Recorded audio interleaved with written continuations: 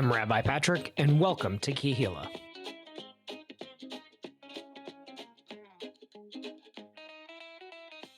What are the really good stories you think I should know here, Lori? Oh gosh, there's so many. Like what? Name one.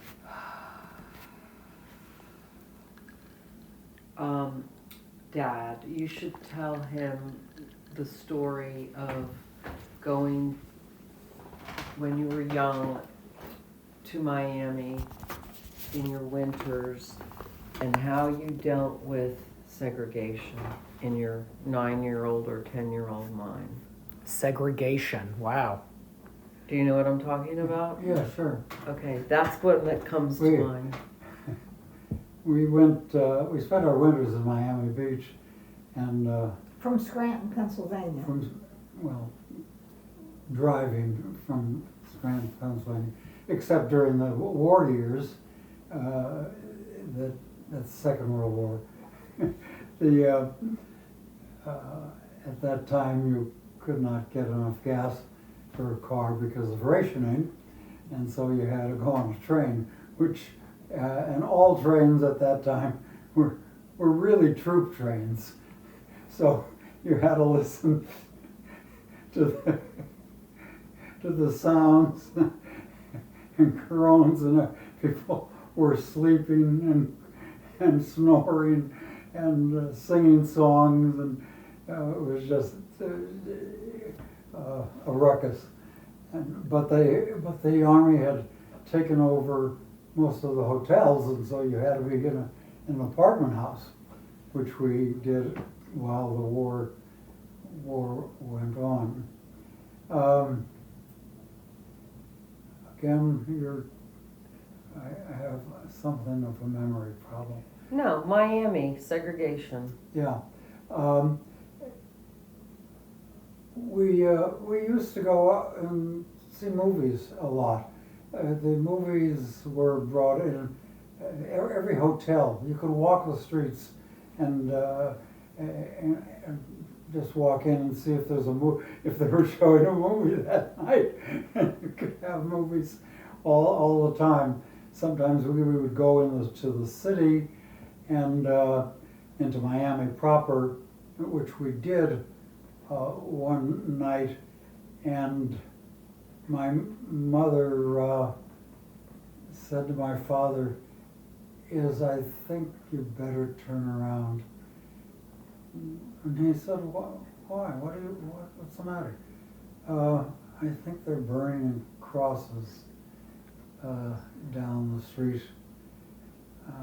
So that's what we did, turned around and went back home.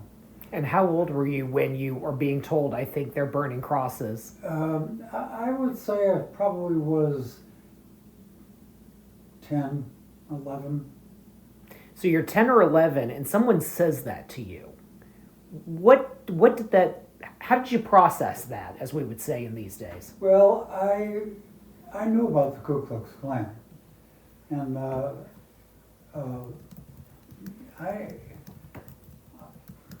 don't know how every family treats it, but if you're vacationing in the South, you better know where you're going, at least at that time. You know, the movie, The Green Book. Yeah. I used to love to ask people, what do you think the Green Book means? And since we were down in the South so much and we talked to black people, I asked them at one time, well, how do you travel? Yeah. I said, well, the Green Book. The Green Book tells us hotels that we can stay in, and just and restaurants. A lot of these places were run by black people, and and so that was easy. But you had to know where they were and how to get there safely, and so that was a real thing.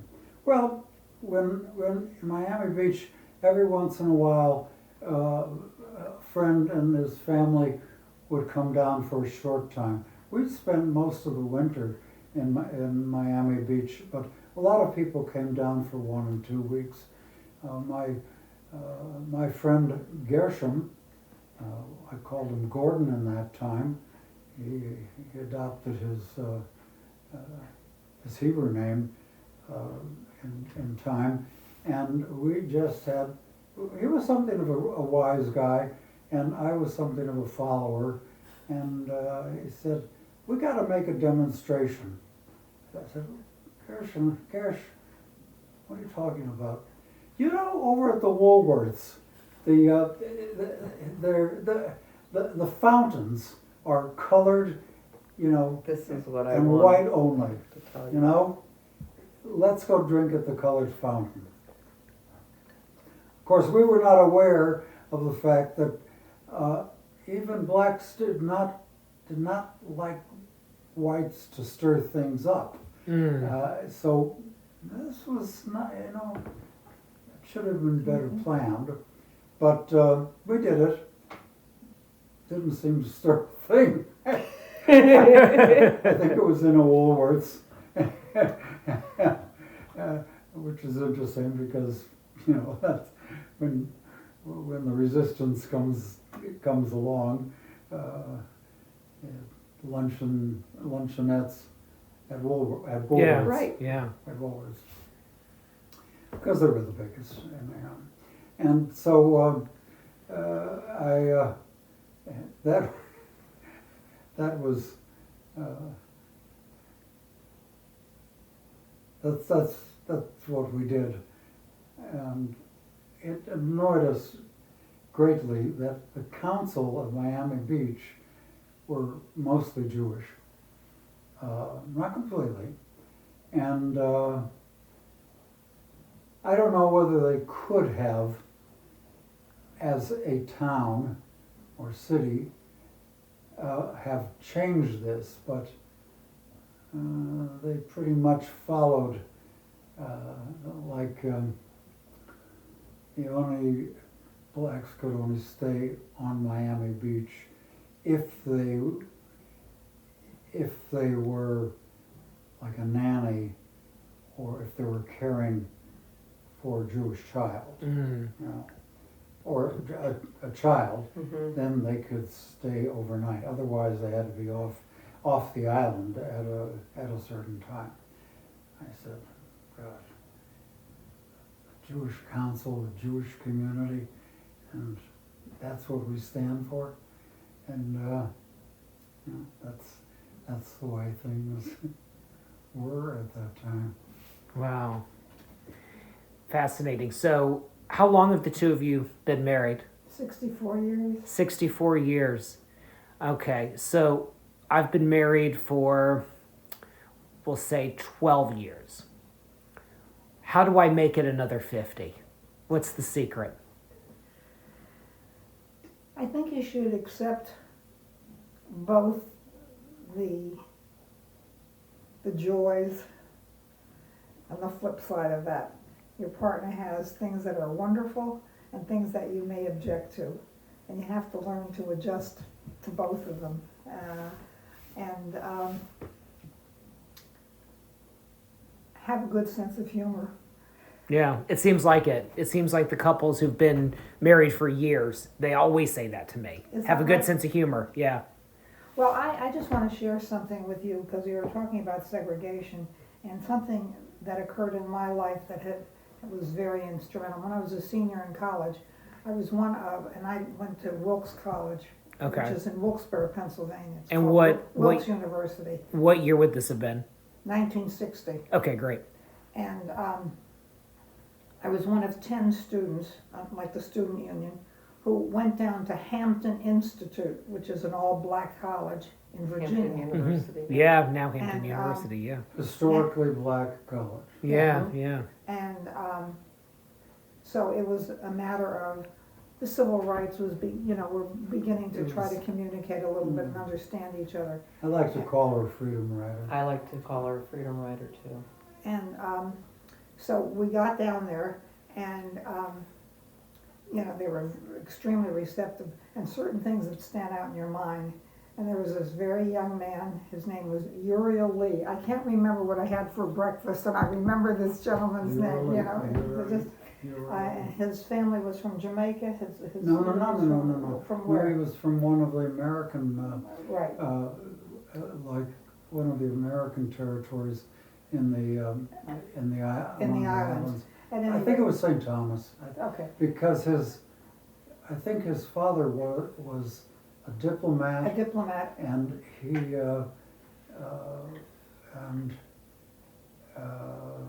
He was in Washington, right? yeah, and they Uriel were, was at Hampton.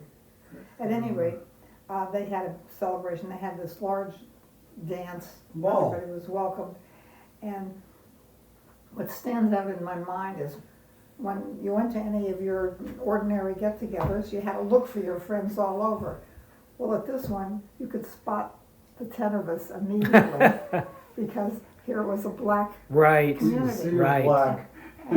And what happened is we wanted to go out for after the show, and a police car came up because there were blacks and whites together in 3 different cars. Oh, And- wow. And we were following each other to the restaurant or whatever, and they pulled us over because the bumper or the tail light or something on the car wasn't the way it's supposed to be. Mm. And of course, we had to show our identification and everything like that. And the president of the student council and, you know, at Hampton The ones University. who knew how to handle Yeah, it. I mean, nothing major happened. I mean, we were all, you know, able to go. Yeah. But it was that feeling of the police picking us up because there was a mixed group. Right. Right. Tell the part about the dance. About the what? Dance. Oh, yeah. Well, it's so funny because you're at the dance and this, you know, very black student, I mean, that's the way I have to, comes up to ask you to dance. Tall, And handsome. tall, dark, handsome, and, you know, initially, you thought, and then there were 2 college kids. Yeah. Color disappeared, Right. you know, and you were busy talking about a million and one things, and the color vanished. Right. And, Right. and then I remember that so distinctly. But it wouldn't be the same in Pennsylvania. Oh, really? How so? Because when they came as students, the black students coming to a white college, you know, you stood out because they weren't there as far as civil rights and that kind of thing. They thought, what are you doing? You know, a nice Jewish girl with the shagets. You know, Right. Not only that, but with a black shagets, you know, that kind of thing. My family was Orthodox, Mm-hmm. but very, very open. I mean, if there was anybody that came in and needed a meal or something, they were at my house and Grandma Frida, you know. And it didn't make any difference what color you were, or that kind of, you were still welcome to the house. Right. So I grew up feeling that, you know, that you respected people. Yeah. And I can remember thinking, as a policeman would cross you or somebody, and I thought, but for the grace of God, you know, I could be a waitress or I could be doing these one things, but education was very important. And my parents wanted to make sure that their children were educated and that type of thing, and push that. And my father came from Budapest and spoke with a heavy Hungarian accent. Mm-hmm. Never finished high school because he had to help with his family. His mother died when he was young, and his grandmother basically raised him. And I can still remember this so vividly. I was taking a history course at college, and they gave a spot quiz where you had to identify current event people. And I came home saying, oh, I think I flunked the test. It was terrible. I had to do this. And my father said, well, who do they ask for? And I started to name him. He said, he's this. He knew every single one of them because he read the Life magazine. And then he was constantly upgrading. And I thought to myself, here's somebody who never had a high school benefit, Mm-hmm. but, you know, was educated.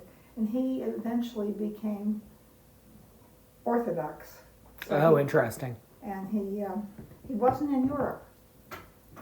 But when he came to this country, he met my mother, and my mother came from, was the Moskowitz family, and there were like 7 in the family.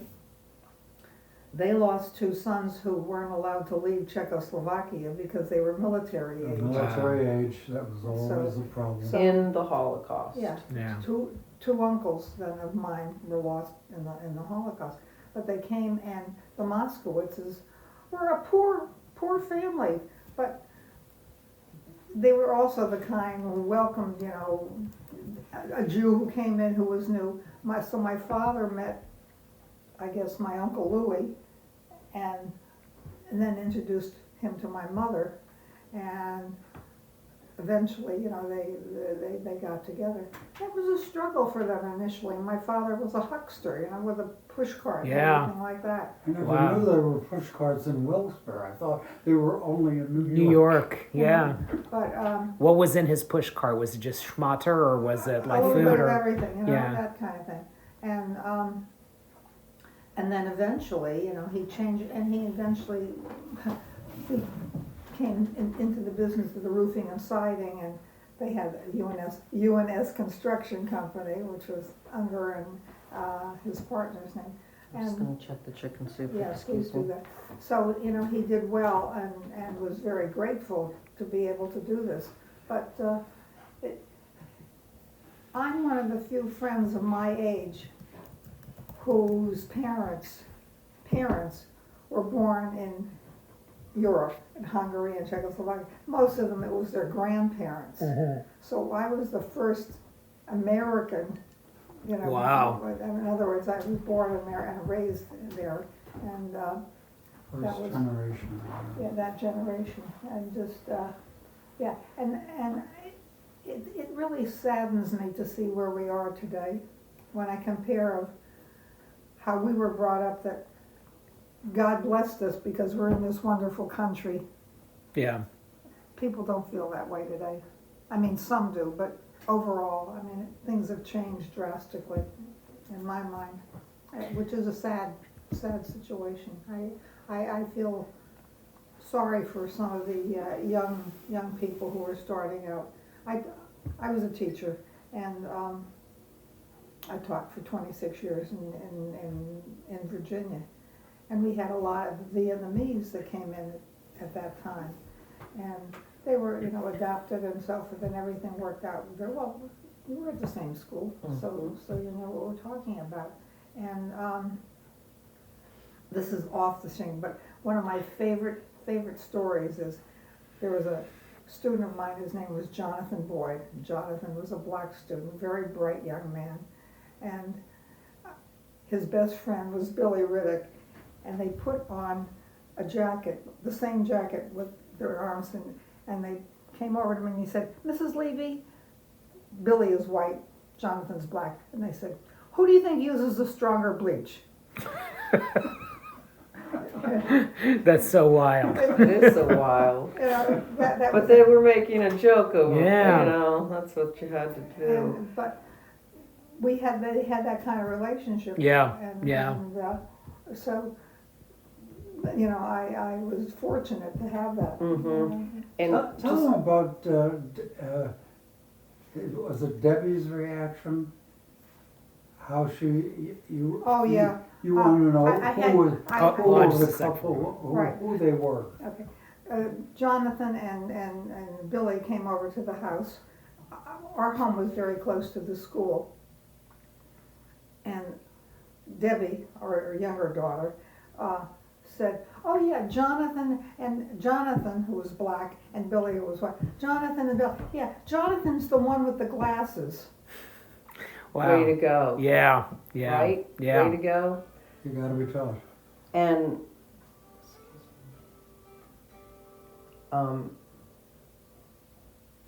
what I wanted to say was, going back to what my mom said, that carried down through my childhood, in that people were always welcome in our home. And I used to say, I never knew who would be at the breakfast table. It might be our trash collectors. It might be the guy mowing the lawn. It might be someone who helped shovel the snow off our very long driveway. And I'd walk down and never knew who would be at the breakfast table. Sometimes it was the Boyds, Boys. which were our trash collectors, Yeah. and they were also Yeah, our neighbors. Right. Because He sold the land to a builder, and he kept his own property. Okay. And so Mr. Boyd was the garbage collector. It was And a so- wonderful And, relationship. It really was. you know, they would come by and I said, "Can I give you a glass of water? Come in, have," and they were, the blacks themselves were very hesitant until they knew that I was we the were kind in of- Virginia Yeah. after all. Yeah. Oh, Yeah. yes. Good old Virginia. Especially when you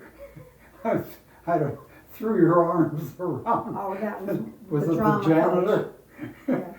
I was I had the drama club at school, and our custodian was black, and he worked so hard. He set up the stage and so forth. And after the plays were all over, and we got all kinds of, and I walked him. I said, "Oh, thank you so much," and I went to give him a hug. Yeah. You know, I mean, Backed off and- I didn't think anything of it, but Yeah. Right. Right. you know that. Misconstrued, it's easily misconstrued, Right. and then it Could turns be on dangerous him. for Right. them. Right. That's- It wouldn't have been for you. It would have been for him. Right. Exactly, Right. Right. Exactly. Yeah. So, So, is that what you were thinking about? Yeah. Mm-hmm. Yeah. That kind of thing. It's interesting what you were saying about the sort of times and how they change in perception, because my son is black, Oh, and we adopted him when he was almost 17. And Wow. I've talked with him before because we were the first Jewish people he had ever known, period. And it's been interesting over the years to, think about that relationship and to think about a time like the ones that the two of you were talking about, and how much change there is in society. who was the family where they adopted the Chinese girl? You were friendly with her, Chinese or Indian? Oh, the Finkelsteins. We laughed at this time. They adopted, I think, a Korean. Wasn't she a Korean? I don't think she was. I think she was Vietnamese. Vietnamese? Okay. At any rate, and two of the boys from another family said, I'm just going to say her name to say Amy Finkelstein, and they Yeah. said, "I didn't know Finkelstein was a Chinese name." Right. Yeah. It's interesting when you're a family that's interracial, and in our case, having a kid who we adopted when he was much older, and sort of the assimilation process as parents of like, okay, here's what's going to happen on Friday night. Here's this holiday coming up. It's really weird. Let me explain to you what you're going to expect and things like that. And our son, his favorite holiday is Passover, and he really likes that it's structured. Right, he loves the Haggadah Seder. because he Order. loves Seder. Yeah, he loves Seder, literally order. Yeah, he likes that you sit down and it's this thing and you do it. And also the Haggadah we use is one that's very participatory. And in the middle of it, when we do Haggadah, we do it like a play. And so he likes to play Pharaoh. And he's a really good Pharaoh. He's so good at it that I think I was either Aaron or Moses. I can't remember who I was. But there was this one line where it's like Pharaoh, casting the Jews out. And it's like, get out of my way. It's like silly, high school play type stuff. And it was like, get out of my way. And he took it so seriously that he slammed his fist on the table and went, "Get out of my way." And I was like sitting right next to him, and I was shocked. Wow. He got me. I was, Yeah. he was so into it. He was Yeah. so into it. That's awesome. Yeah, but I mean, then, it's sort of also the thing of, kid, you got it tough because, like, you're a clergy kid. That's, not a piece of cake. Your parents are Jewish, so you have that stuff that goes along with it. And I think about, years and years past where that wouldn't have even, that our family wouldn't have even come together. It wouldn't have even made sense to people. Mm-hmm. I remember there's a picture that's all over the internet. It's a historic photo of a beach. And who knows, it may have even been Miami Beach, that said, no dogs, no Jews, no blacks.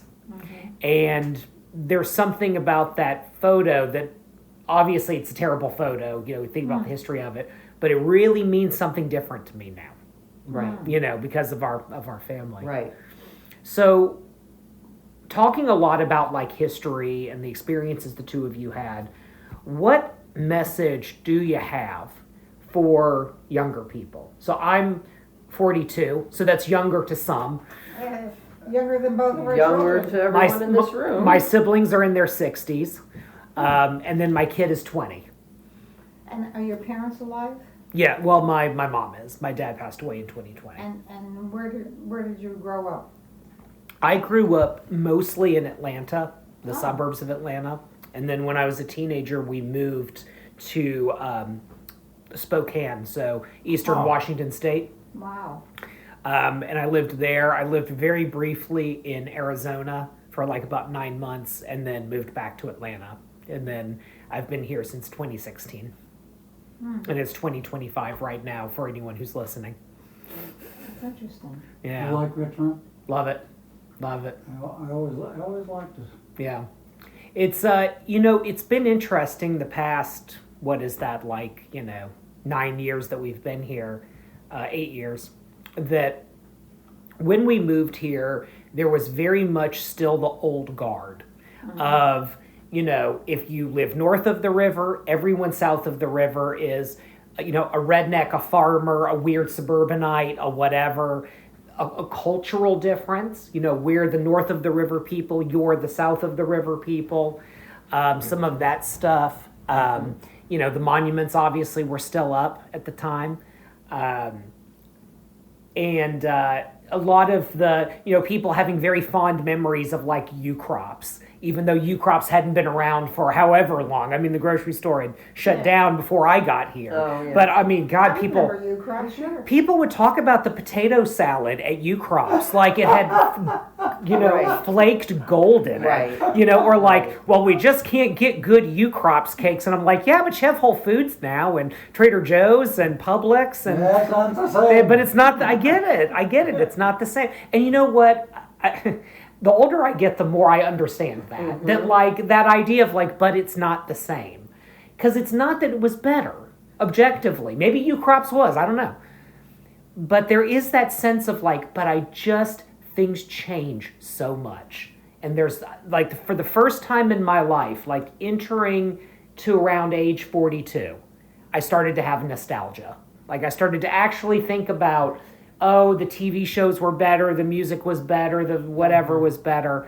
But Virginia, when we moved here, was very nostalgic. And I would say the past, definitely since 2020, but maybe even a little bit before then, you had more people moving from DC, from, wherever. And, things change. You have people that, Like you, yeah. Moving. from DC. Well, yeah, but I've been here for 30 some years. Well, you've seen great changes in that period, and I certainly have seen changes in. Absolutely. So how do you deal with that change, though? I guess is my question. When you've seen so much. I'm 85. Yeah, Okay. my mom's age. Yeah. Oh, and I look back and first of all, I thank the good Lord that I've been able to get this far. Yeah. Because we're in relatively good health. We have our I had 2 knee surgeries and that kind of thing. But overall, and I think to myself, we are so blessed to be where we are, considering that my father had a huckster wagon in Northeast, Right. Right. where I came from and that type of thing. And that we have children who we're close to. I have people in our community, and they have a son that they haven't spoken to in 10 years. Wow. And that, I mean, is, you know, these families where they have their disagreements, and I thank the good Lord that I don't have that. I mean, I look back and first of all, I was blessed because I had a very, very loving family and very supportive. And so that has had a big, big influence on me.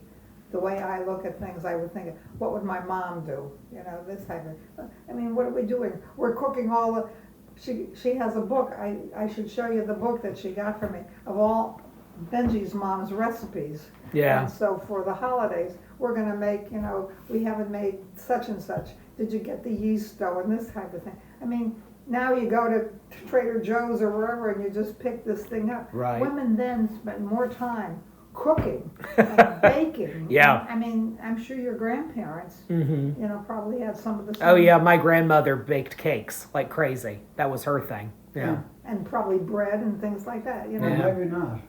No, well, that's true. I mean, my grandparents. So I should say I didn't know my grandparents. I had one grandmother that I knew,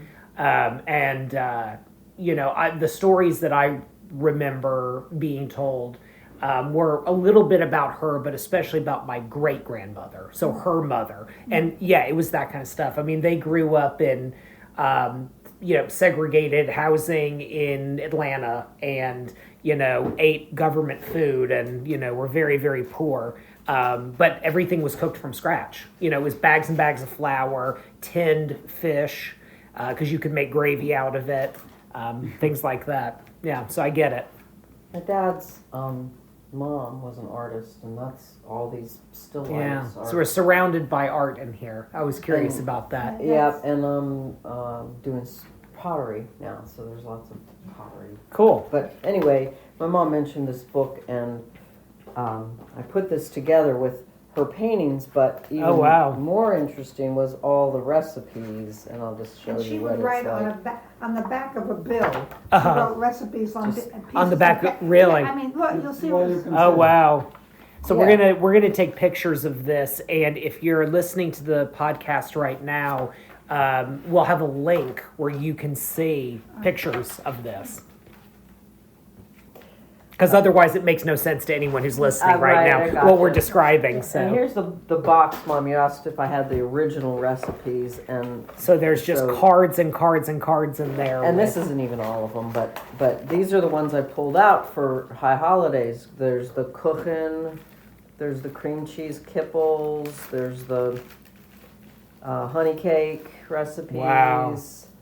Um, I mean, you just look at this and you have. they're First of all, Yeah. people used to actually have handwriting, which is another thing. Like I write and I'm like, Oh, who right. wrote this garbage? And then I look at this and I'm like, people were so much classier. You can imagine someone today graduating with a degree in history who Having handwritten. doesn't know how to handle cursive. Oh yeah, I mean now we have AI. It's even worse. Like, Yeah. did you even write an original thought, or did a computer do it for you? And they no longer teach cursive writing. Oh no, they stopped that about 8 years ago, something I mean, like that. you know, Some are going back. Some are Yeah. going back Are because they they? found that it helps your memory to have the kinesthetic Right. awareness, and keyboards Right. apparently don't Don't it. provide that. Yeah, I'd believe it.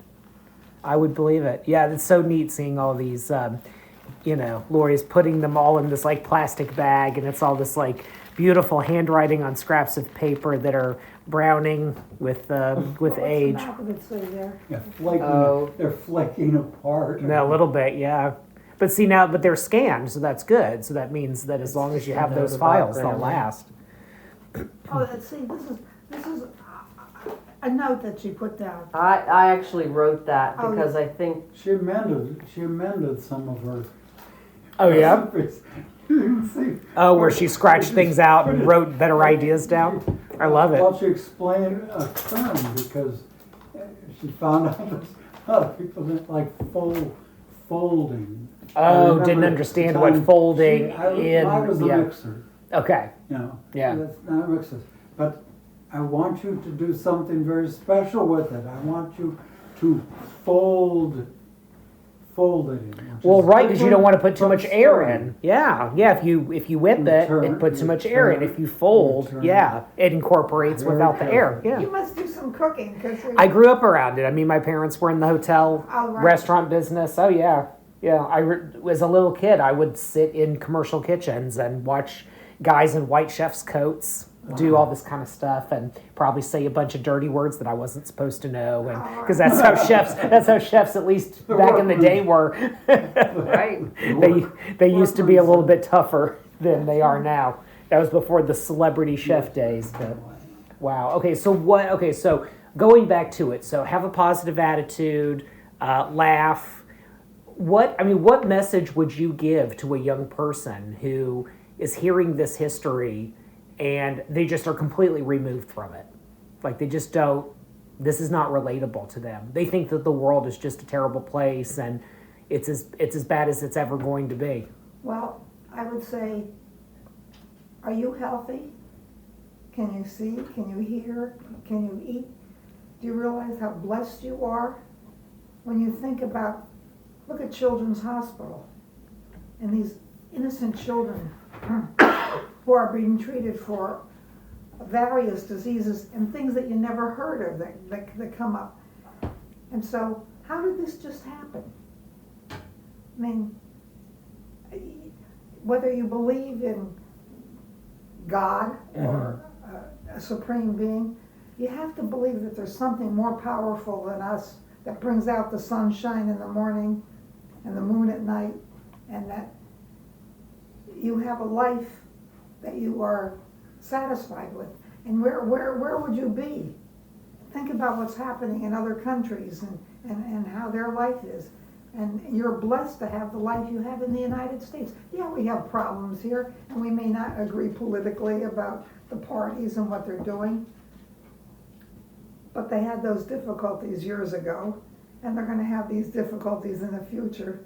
But we're blessed to live in this wonderful country, and we're blessed to, and if you have something to hold on to, whether it's your family or whether it's a spiritual kind of thing, grab it, because you need something to believe in. Where are you going? Do you know what you want to do? And just see, what are your interests? What do you really like? And if it's people, you want to do that. If it's computers, that's fine, but make sure that the computer doesn't live your life. Yeah. That's one of the saddest things that I see, is that, if you saw a friend that you hadn't seen in a long time when you were walking along and you were in a restaurant and they were at another table, you'd get up and you'd say, "Oh, hi, how are you?" They don't do that today. Right. And we've been at tables where there's a family. Benji always notices. Yes, it was a very a grandmother's party. great sad moment in my life. We were in this restaurant, and right next to a put-together long table, which was a celebratory gathering of a black family. Yes, a black family, and the grandmother was being feted, and she was at the end of the table. I don't think she had a cell phone, but everybody else did, and they were deep into it. There's their grandmother, who they're honoring, and they're someplace else. Right. I said, "Wow, that's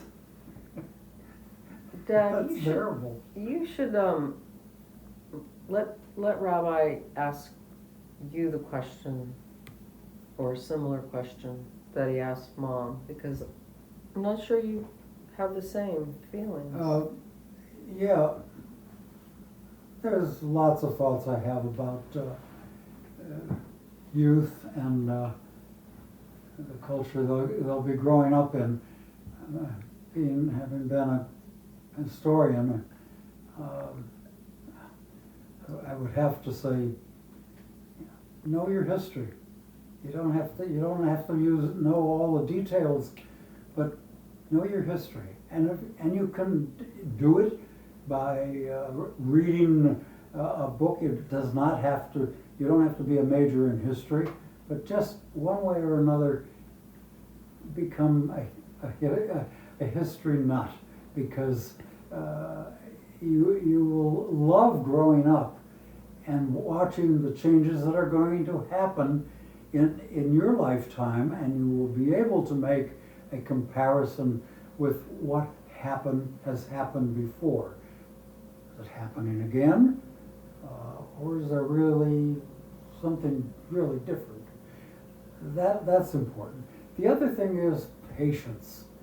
I think you need patience.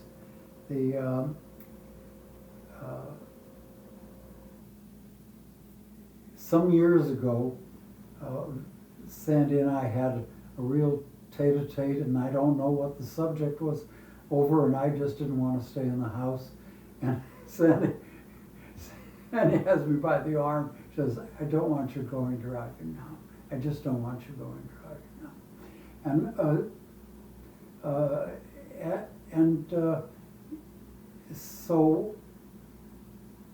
And we worked that out.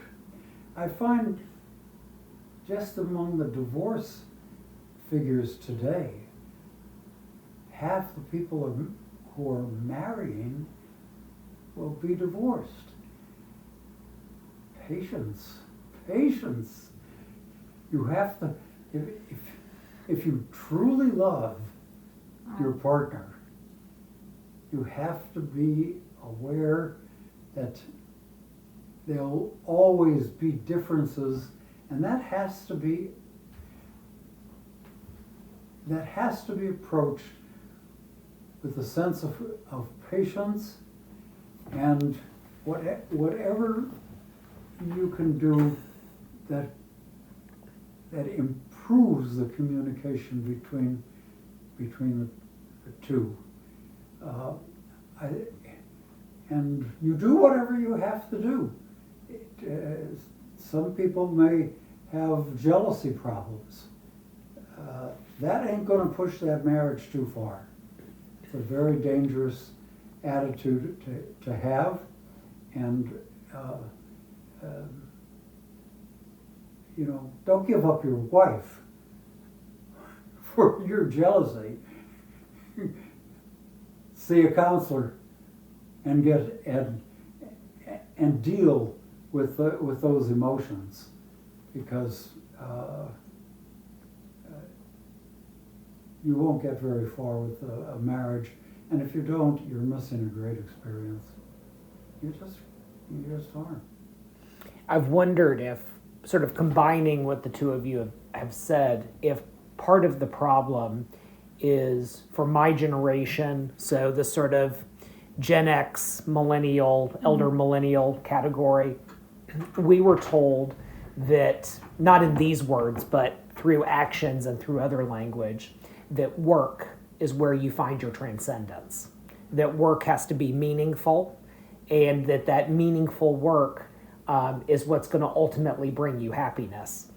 And that is true for a lot of people. I know my work gives me a lot of happiness, but when I sit down Friday night with my wife and son, and it's just the three of us, that means something different than even being here in this wonderful home, getting to be with, the three of you, right, as part of my work.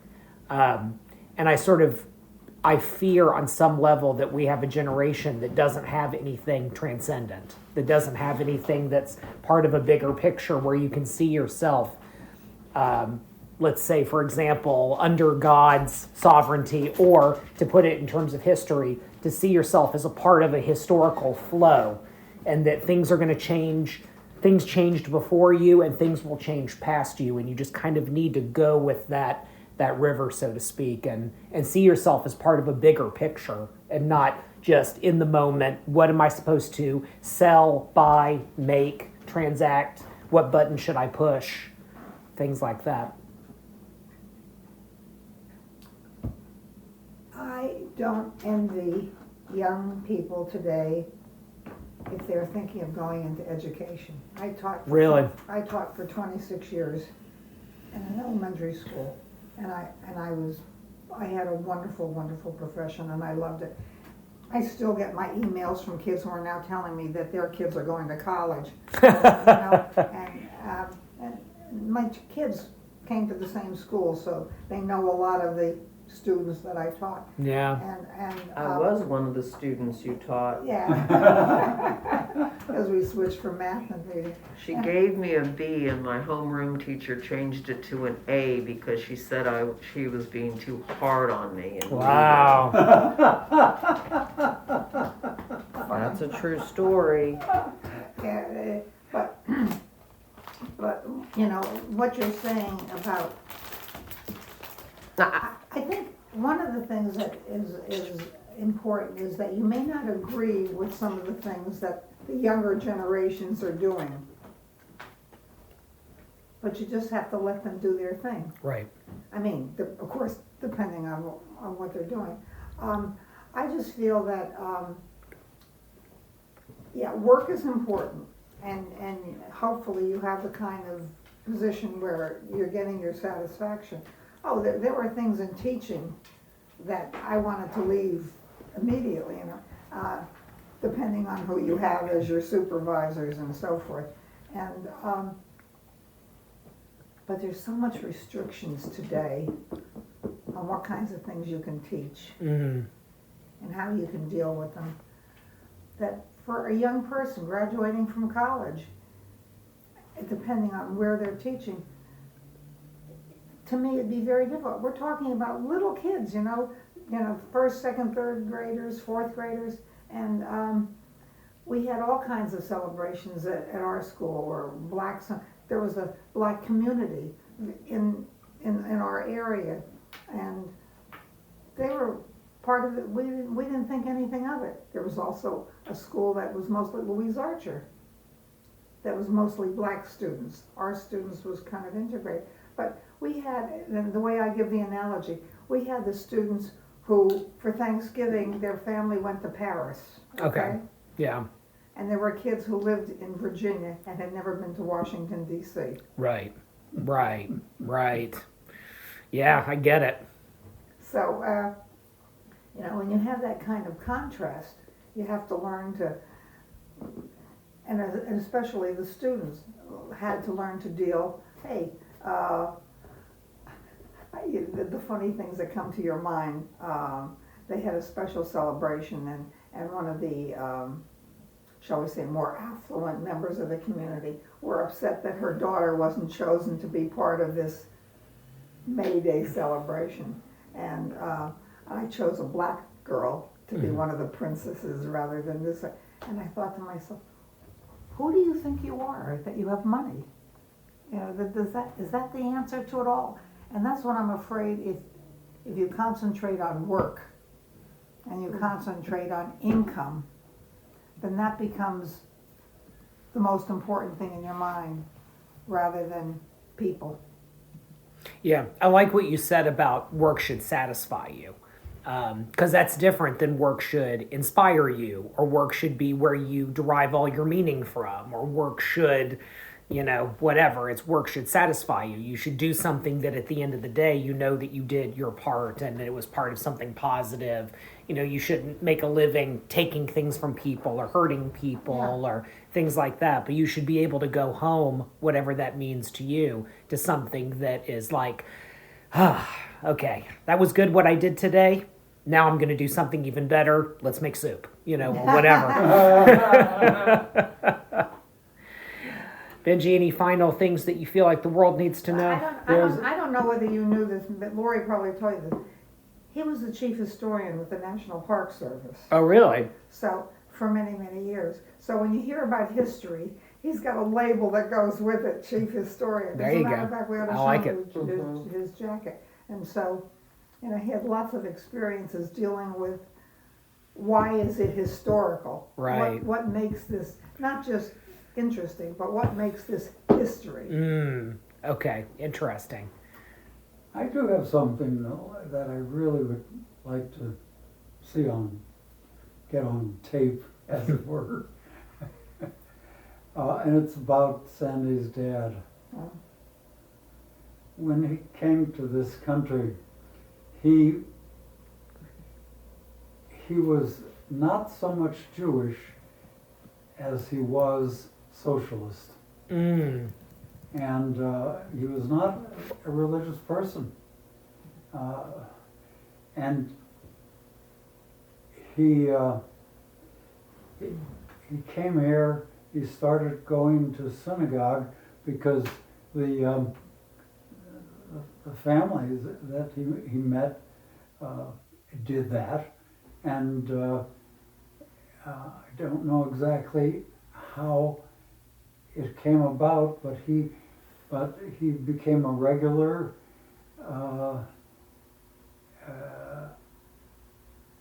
He learned a great deal. We used to walk to synagogue when I visited him. He loved to have me walk with him to synagogue, and be there with him, along with the dog. But he never allowed the dog to cross the street onto the block where the synagogue was located. It's lucky. Go home. Go home. Yeah. And lucky would sit there and finally, wherever he was. But he found us after we came out. But the important thing was that when Joe said to me one day, I'm sure it was on our walks to and from the synagogue, he said, you know, if it were not for Shabbos, I wouldn't be alive today. Wow. And he had an honor, which he was very proud of. It's an honor that is in every, gabbai, the gabbai. But in their tradition, at that synagogue, and you know how these things come down, if you hold that position, you hold it until you don't show. Oh, wow. Okay. Unless you're sick. Okay. And then it goes to another one. And whoever else is given that honor, he holds it until the same thing. Well, Joe was at it for a long time. And I don't know what that is. Gab boy is gabbai. It's the person who, Oh. it's the best job in the world because you get to stand next to the Torah and you have whatever's being read and you have the vowels for the letters. And your job is to look at almost like reading sheet music. You have to sort of read along as the person who's reading the Torah is reading it, and you get to correct them if they get it wrong. Right. So there's a whole hand signal and voice thing that you do to I've witnessed that occurring many times, but last year Rosh Hashanah I got to gabbai instead of having to read. This year I have to read and I need a gabbai. So it's like 4 days or 5 days or whatever to find one. But anyway. So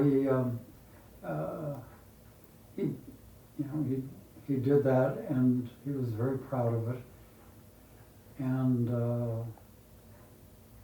I have to assume he was very, very happy for our marriage. And he, I see him as one of the 36. Really? The 36 righteous people. Here he is pronouncing to the world, if it wasn't for Shabbos, I wouldn't be alive. And what do you think he meant by that? It could have been a reference to the oncoming, the Hungarian Jews were the last to be taken to Auschwitz. Not that the regime was not fascist, but apparently it was very jealous of of all of its citizens, and there may be Jews, but there are Jews. It seems to be the attitude in Hungary until the Nazis said that enough of that, and that was late. That it was that and Joe got out. I won't go into all of the details of how he was able to get out in a circumstance which was difficult because of this situation with military age and all that. But he did get out, and it could have been referring to that. Yeah. That certainly would be part of it. The other part of it, I think, is the fact that he had some severe mental difficulties when Sandy was very young. I don't know how much you even remained with it, but he was hospitalized for a period of time, and he came through that and went back to work. Excuse me for interrupting you. My father was a very hard worker. He constantly working, and Shabbos was a break. Mm. And Shabbos was a time where you could pick up a siddur and read it and not feel guilty about being in the living room and just enjoying the Shabbat. Yeah. And he couldn't do that any other day of the week. Yeah. Yeah. I mean, there was a compulsion. You know, Right. On Sunday, comes Friday night to Saturday, that was, when I say relaxation, I mean, it's like a rejuvenation. He needed that structure. Exactly. He needed that permission slip. Exactly. Yeah. Exactly. He was told his mother died when he was 10 years old. He was raised by a grandmother, and she was the one who encouraged him to go to the United States. His father was already there, but he had a very poor relationship with his father. I won't go into a lot of the details, but he was blessed because he was very good looking, and somebody at the draft place in Hungary he had some problems with his knees, and they said that he couldn't be in the army because of the injured knee kind of thing. Okay, sure. So he Got was it. able to get to the United States. Yeah, the time to You know, skedaddle. but it was like, I have enough money that I can observe Shabbat. Wow. In other words, as Right. soon as I knew that I didn't have to work every single day, that I could take that time to just reflect and be Jewish, Mm-hmm. Right. That's an incredible idea to think, I have enough money now that I can be Jewish. Yeah. Yeah. I know. Yeah, like just sit with that for a second, because that's an incredible thing to consider, that what you have to give up in order to make that kind of money, meaning just to have stability. And then once you get to a point where you can have stability, I guess there's probably an intense feeling of like, but it could all get taken away. But something horrible could happen, but I could make more. And I can imagine what a relief that would be for him. That like, okay, no, I can have this. and being satisfied with it, not having to say, oh, I need to get more, I need to Right. get more, that kind of thing. And his dream came true. His daughter was a teacher, and his son became a doctor, only in America. Wow, You know, that- only in America. I love That was his. That was it. Some of my earliest memories of both my grandfathers are seeing them daven at sunrise, because My father we put on were film. Yeah. frequently sleeping on the floor, either in the bedroom at my father's parents' apartment, or the living room floor at my mom's parents' house.